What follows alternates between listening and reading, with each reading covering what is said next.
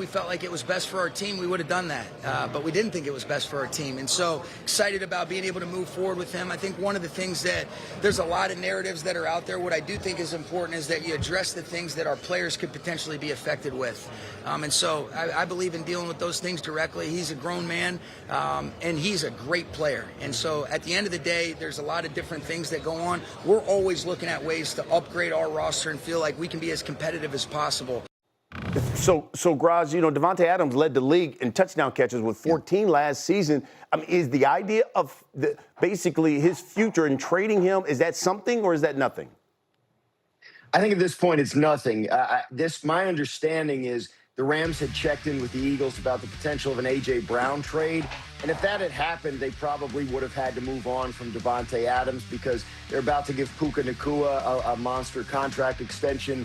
A.J. Brown comes with a big contract. Davante Adams, $28 million cap number for this year. So they wouldn't have been able to have all three on the team. So I think that's what Sean McVay is addressing here, that possibility. And unless the Rams are going to revisit a potential A.J. Brown trade, which I don't get the sense that they are, I think they're happy moving forward with Davante Adams in the role he played in their offense last year. What do you think, Mike T? Well, first of all, I think it's something, and I'm really surprised that Sean McVay would say it publicly, like good people like Dan Graziano and Brian Custer would cover me at the Jets, and anything we would say could become, stories. Yeah. So you would try to tamp things down. And the other thing we got to remember is, Brian, you allude to, he led the league in red zone and touchdowns. He was massively important in that red zone offense. He's going to be 34, and to me, the Rams are the ultimate win-now team. So I was surprised that his name even came up. I know it was probably likely in that A.J. Brown discussion, but if we're trying to win right now, to me, Davante Adams is going to be like the perfect piece for this season, not long-term, again, because of his age. So I was surprised that, A, they were going to do it, and B, that Sean McVay would even admit to it. Yeah, that's why Sean McVay is one of the best coaches in football. That's his secret sauce. As smart X's and O's as he is, he's unbelievably truthful. You as a player, Sean fired me. Like, you as a player, you never have to question if you're getting the truth and getting it in a respectful way.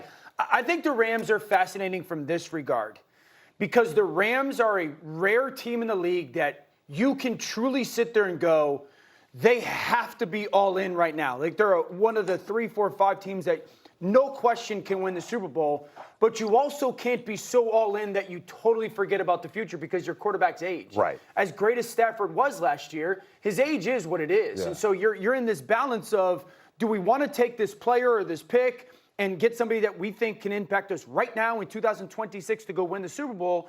Or do we want to move this player, this pick, to maybe start to rebuild or retool this roster for another run because our quarterback's not 33 or 34 years old.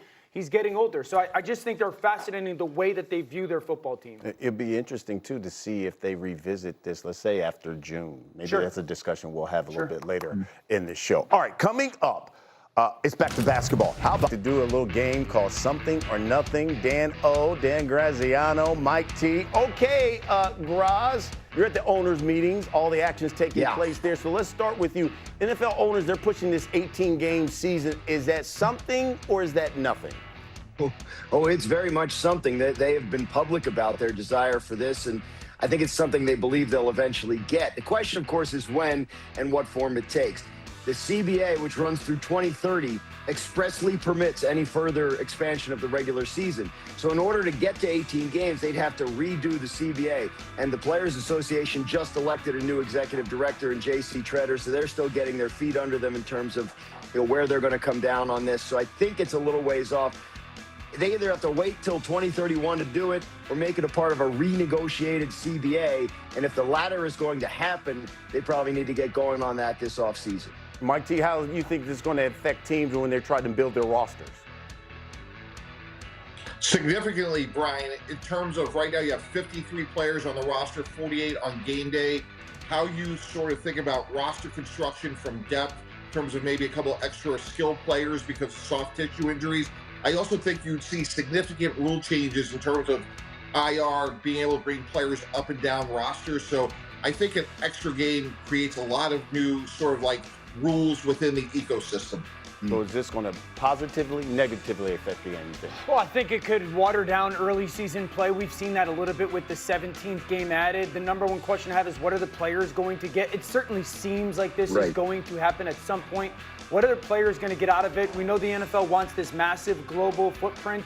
It's already started. Every team potentially playing a game internationally. It's just going to have a tremendous impact on travel for teams and how much they value September games rather than December games or January. Okay, so the league is also talking about getting set for replacement referees. Is that something or nothing? This is something. And one, it's ludicrous in my mind that we're here.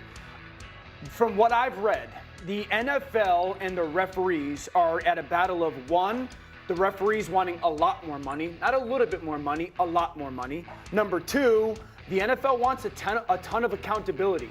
And it seems like the official or the referees don't necessarily want that. We've seen this not play itself out well in the NFL. The third thing is the NFL wants meritocracy. The great officials get the playoff games.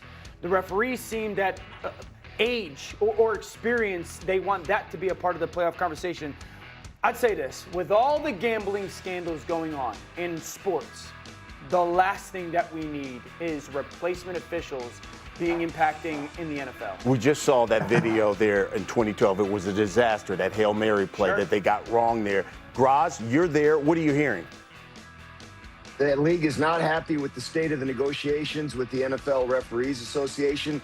Their agreement runs till the end of May, but the league is prepared to go ahead with onboarding and training replacement officials as early as May 1st. So some progress needs to be made here over the next couple of weeks, or else the league is going to start moving down the road with training the replacement officials. They felt like they waited too long to get on that in 2012.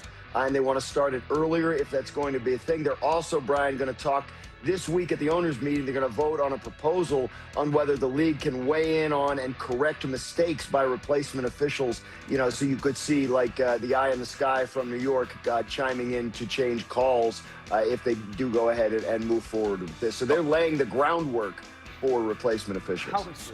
So, Mike, did you just hear that from Graz where he says, okay, the NFL's like, oh, boy, we need to get on maybe training these guys. How concerning is all of this? Very concerning. You know, Brian, as Dan O alluded to, you know, you think about gambling now in 2026, but also all the extra technology we have with instant replay, more camera angles, and it just increases the scrutiny of the officiating performance. So to me, look, deadline spur action, we all know that. Hopefully there's a sensible solution. Given how well the game is growing, and we're talking about globally, the last thing we need is to be questioning the performance of officials any more than we do. So hopefully both sides can get in a room and we get this worked out, because replacement officials does not help anybody. All right, so I want you guys to take a listen to Sean McVay, who acknowledged, you know, the Rams explored the possibility of trading Davante Adams. Listen to this.